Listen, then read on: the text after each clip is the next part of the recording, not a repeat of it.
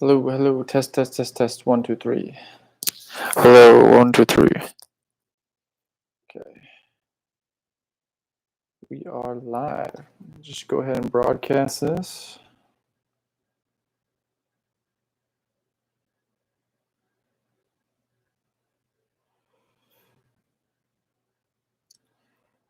We are live right now, a live Q&A. If you have any questions, go ahead and ask them in the comments section.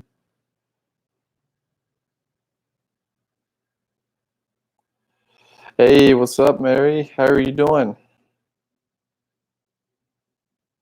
How's it going?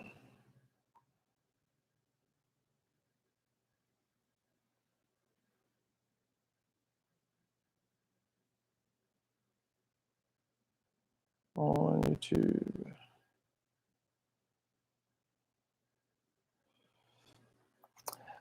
Hey, how many times should I call the sellers of one property under contract? It's Mari. Perfect. Thanks for letting me know. So Mari, you're asking how many times should I call the seller when the property's under contract? Are you talking about with you or with somebody else? That's a good question. Very good question. You guys like my sign? This is my office. I'm in my office now, so I don't know. Been freaking working on getting my office set up this whole time, and it's been keeping me busy. Didn't have internet for the longest, and then I finally got internet and just been hitting the ground running. So super excited. When you have contract with them to make them feel comfy leather. Nice office. Thank you. Thank you. So yeah, that's a good question, and that's something a lot of people don't talk about, because if you have a property under contract, you want to give them the confidence in you and the confidence that you're going to close, right? So how often should you follow up with them and to let them know like what's going on? So besides like typical like, hey, we're going to go out to view the property kind of updates, I like to call my sellers once a week at minimum. And I do that on Mondays because at the end of the weekend, they're probably like thinking about it over the weekend, you know, what's going on with this property. I haven't heard anything. So by Monday, it's on the top of their mind. You call them up, boom, you answer all their questions and just let them know like the progress of the deal. And I always tell them like, hey, we're doing our due diligence at this point. The next step for us is to go out, look at the property, or the next step is for us is to wait for the title search, whatever it may be. And I like to keep them updated at least once a week. And I tell them every single time, if you have any questions, concerns, problems whatsoever, please don't hesitate to reach out to me. You know, we do our best to coordinate with you all. And if you have any questions, just let us know. And the why that's important is because just like this past week, I actually had the title company. We're using the buyer's title company because we filtered the title company. They do the transactions we need to do. However, being that we haven't worked with them before, they said something to the seller that kind of scared the seller away almost. They told the seller that they were going to have to pay all closing costs when we already agreed with the seller that we're paying all closing costs. And it was because the title company had never seen our contracts before, and they missed the one section where it says we were paying for all closing. So for that reason, I called the title company up and I said, hey, you know, this is what the seller told us, what's going on. They said, well, no, that's not what we said at all. You know, and the sellers take things different ways. And I told them, here's where it is in the contract. She said, okay, my bad. You know, I'm going to call them up right now for you and let them know. So that saved the deal because I told the seller, I was like, hey, we're going to proceed legal action if, you know, you try to back out of this contract because we already spent some money on the title search, and, you know, we're spending money on this research, due diligence. And so you got to protect your interests, because it wasn't really that they wanted to back out. It was because something had scared them, and that's why I had to get to it. And they finally told me, it was like, yeah, well, the title company said that we're paying for closing costs, and I didn't want to sell it this cheap and to pay closing costs. And I said, I completely understand. We're going to get this taken care of for you. I'm going to call them right now. So I handle that stuff ASAP, and I don't let any time pass by, because if you're sitting there wondering what's going on with the deal, that's not a good sign. So I always like to know what's going on at the title company. I even follow up with the title company at least twice a week, just because I don't like surprises just like that. So I let them know, hey, is there anything you need from me or the seller to get this thing done? What's the next step we're at? What step are we on? because you want to stay on top of these transactions because they will get away from you, and just the smallest thing can set a seller off in a distressed situation. So that was a very long-winded answer to your question. Anyways, you guys see my my couch here and my microwave and fridge. So for those who don't know, I actually, as soon as I got in the office, I found a piece of paper that said, you know, office furniture sale, moving out of the building, need to sell quickly. So I contacted this person about this stuff, and using the same negotiation tactics I use in real estate, I told him, I was like, hey, I'm interested. What do you want for the thing? Because he didn't have prices. He said, I want $450 for all these.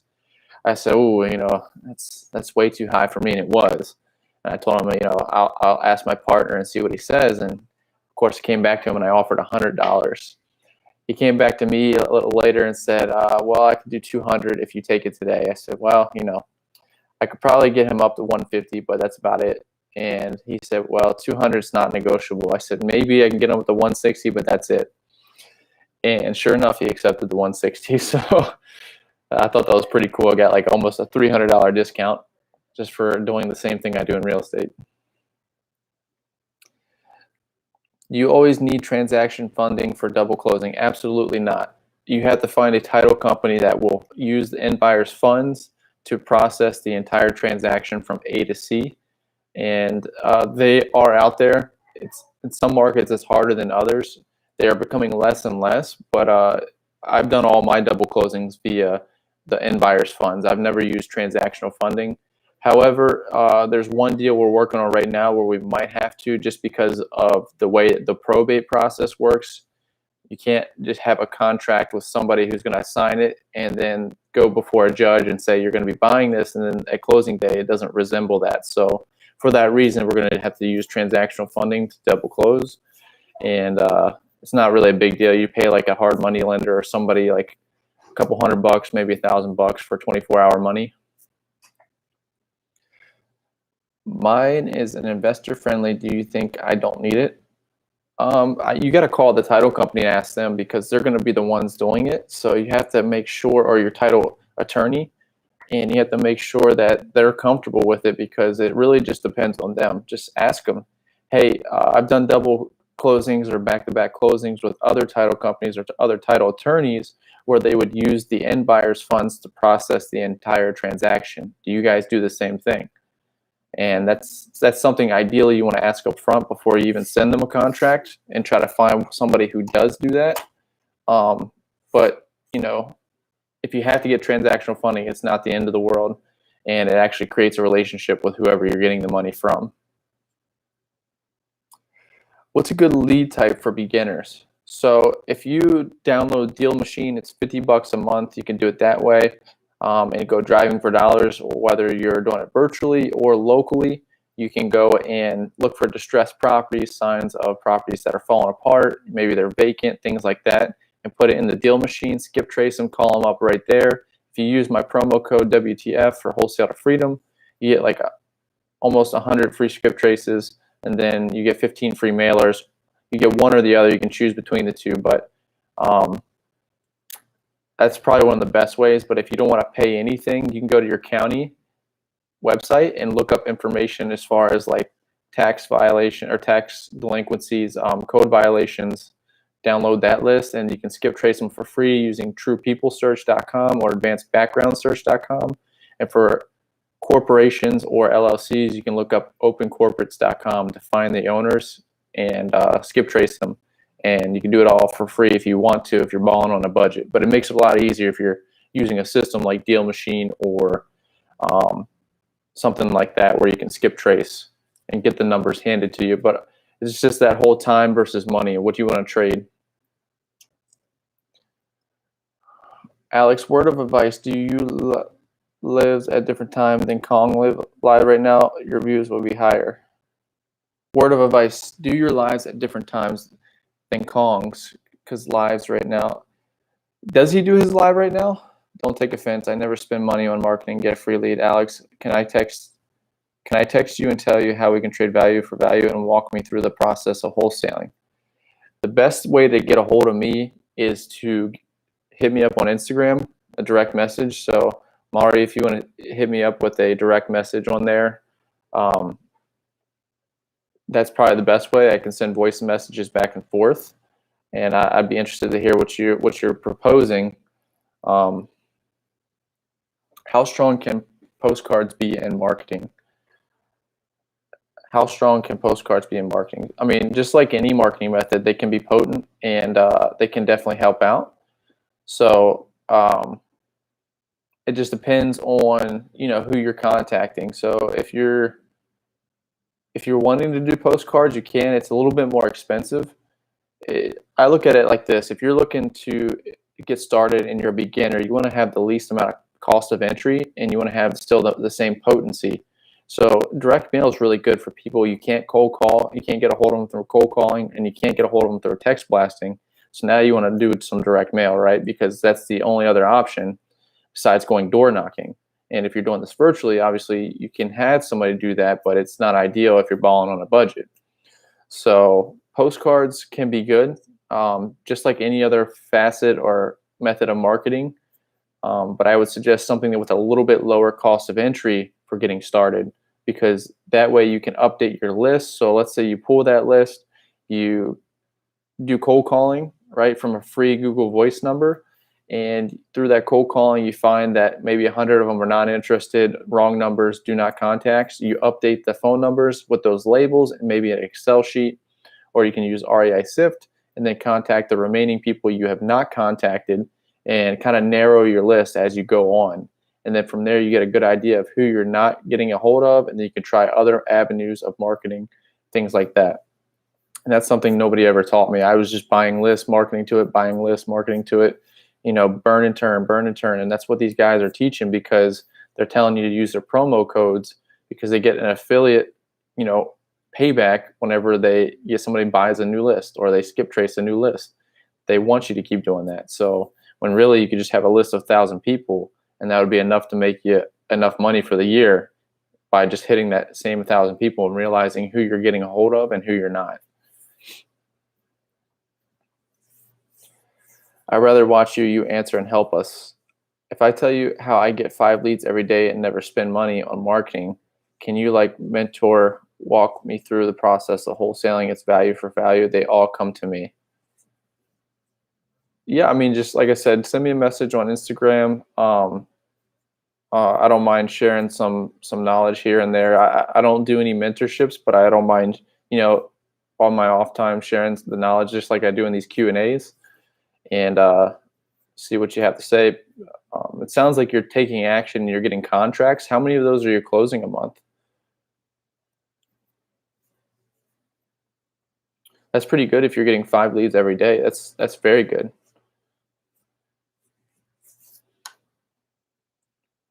I just recently started doing smarter contacts for text blasting. So I'm only on day 1, but I've gotten a couple leads from them.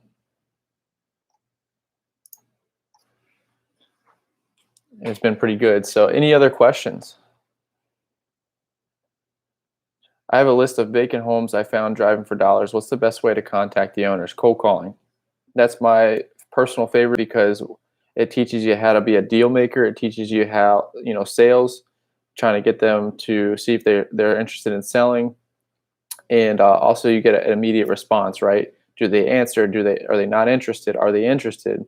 And then you can get that hands-on training, and you get that exposure much faster than, let's say, you text somebody. You're not getting any interaction. You're not building any rapport. You do all that on the phone by talking to a real live person. And so I was against cold calling for the longest time, and now I'm a big fan of it because it's cost effective and it gets you the most experience. I already had the experience, that's why I was against it. But for those that are getting started, it's the best way to get the trial by fire method, right? And learn how to do this wholesaling game, getting on the phone with sellers. If you can get on the phone and talk to sellers, you will be fine in every aspect of real estate. I don't know the advance of wholesaling, like how to talk to title companies and stuff like that, but my marketing method is so easy, they all come to me. Well, that's really good, Mari. Yeah, I don't mind, if you want to share with everybody what you're doing or whatever, or if you just want to hit me up on Instagram, and let me know. That's cool. I don't mind sharing some knowledge with you. But as far as those things, like talking to title companies, I have all those videos for free on my YouTube. How to do that, how to filter title companies, how to filter buyers, how to find buyers, all that's on my YouTube. If I get them to text me, I should ask them to talk to me on calls? Absolutely. So the whole goal of texting is get a response and to update your list, right? To update that phone number, figure out what's going on with it. All we care about in this industry is whether or not they want to sell. And so getting an answer on that, even if it's not the answer we want, is really good, because then we can update our list. And for anybody who's not interested, now we put them in our pipeline for a follow-up. And that's how we slowly build our pipeline. And as you notice, if you talk to the people who've done this for a while, like myself, and even the others that are higher than me on a greater scale, a lot of their leads come from follow-ups. And it's because they built that relationship with them at first and they weren't interested, but maybe their life circumstance changes and you follow up with them 6 to 12 months and now they're ready.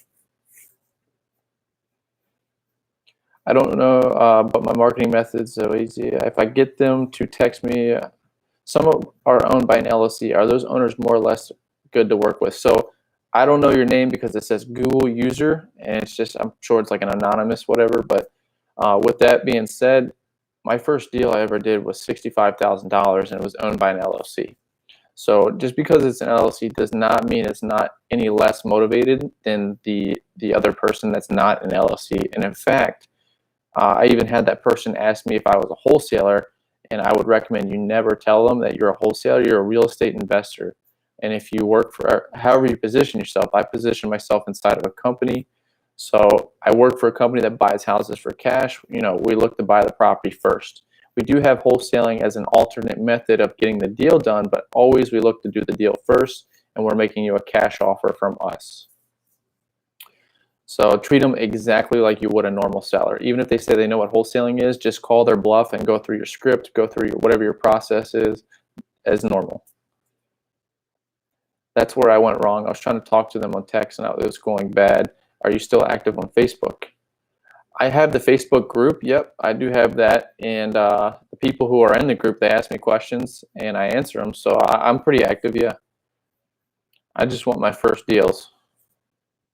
Yeah, so if you're texting people, you're taking action. The next step is to get them on the phone. So once you confirm whether or not they have a property they want to sell, that's when you want to invest your time in getting them on the phone if you can.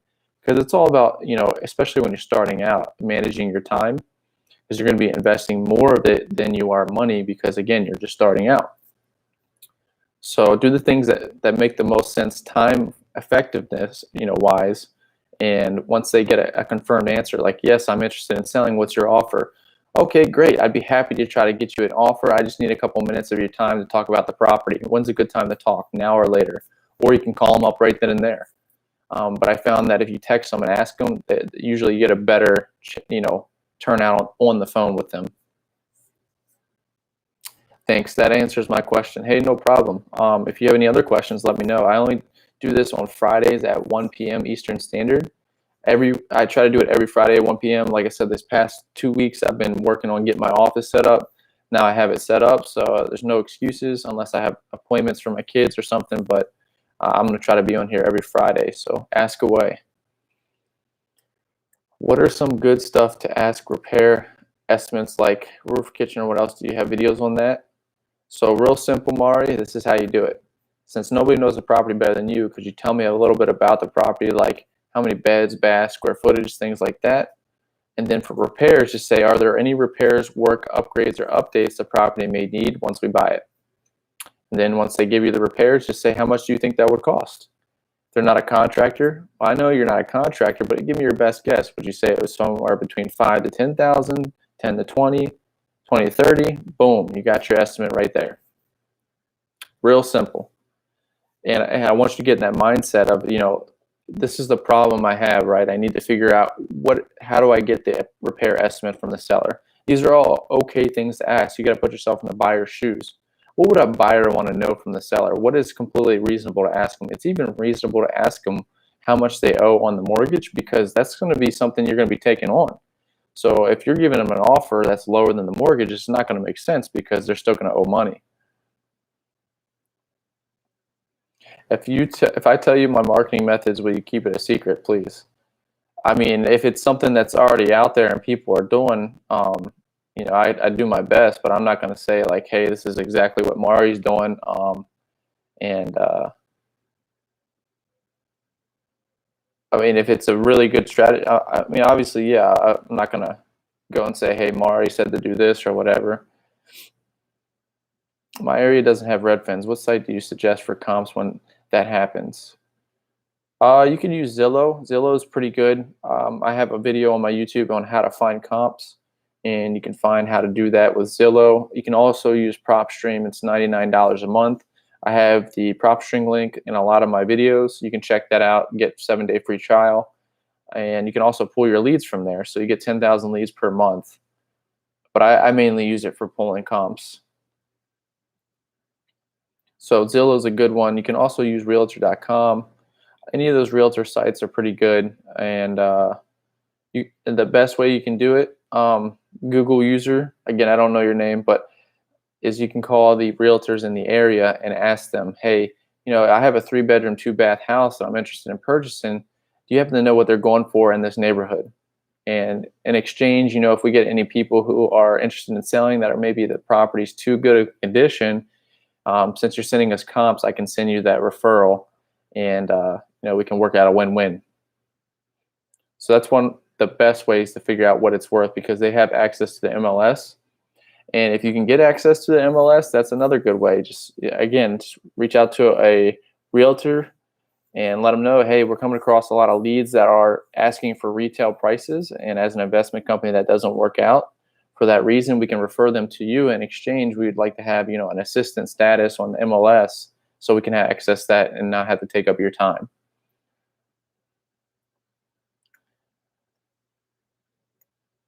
All your solutions to your problem are as simple as coming up with a creative solution that works for somebody who has something you need, and figuring out a way to work together with them. So again, if you're wanting MLS access, because that's the truest, best way to find comps, you're going to have to reach out to many realtors and ask them, hey, listen, I'm coming across a lot of these leads. I'd love to refer them to you in exchange to maybe put me on as an assistant status, and I can have access to the MLS, so we're not bugging you for comps all the time, because we're coming across hundreds of properties a month, and I would love to refer you some leads in exchange.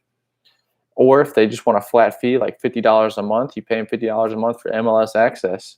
You just got to be creative.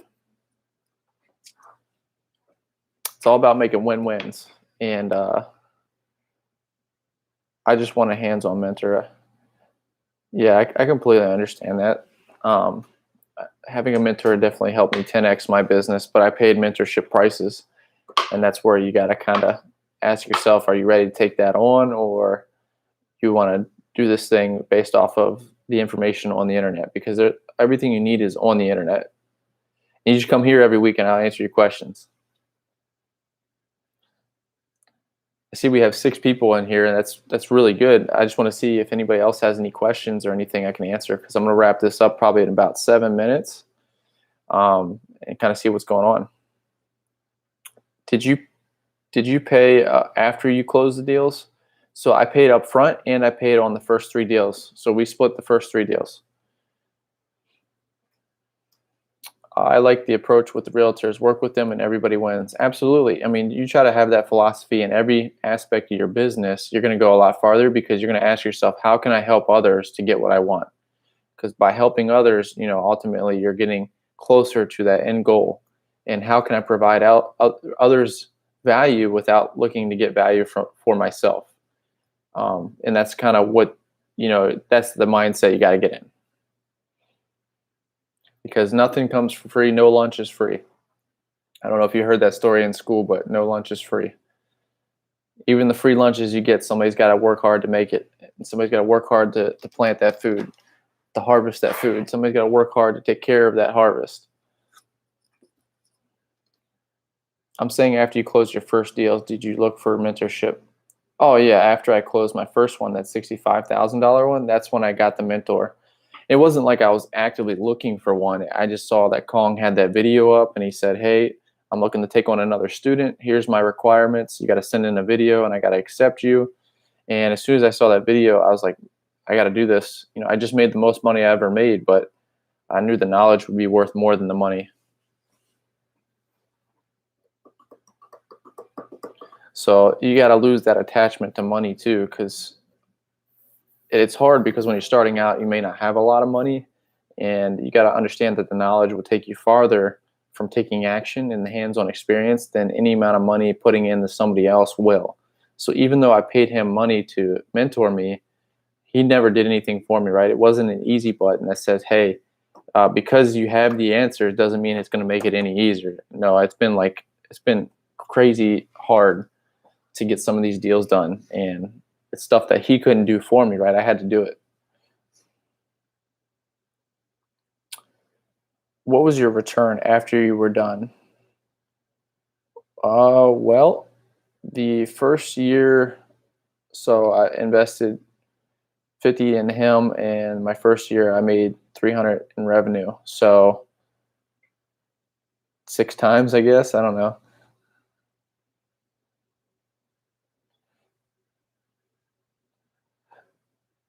Last year I didn't get that much. I had over $100,000 in opportunity cost. So for those who don't know, it means like opportunities that presented themselves and fell through for things outside of my control. COVID obviously didn't help. And while these are all excuses, that's why I'm taking the next step and doing what's necessary in my business, getting this office so I can focus and double down on everything and getting everything set up so that it can survive a pandemic. Because I don't think anybody foresaw that what was going on right now. But we do what we can, and that's the whole purpose of entrepreneurship. And that's why the most successful people, they know that either you're going to make it or you're not. It doesn't matter how much knowledge you have. It just matters how much you're going to put in it, put into your business, into your whatever you're doing.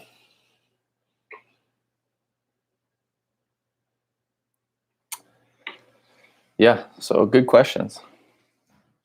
What is some last minute questions? I got about 2.5 minutes here, and then I'm going to hop off.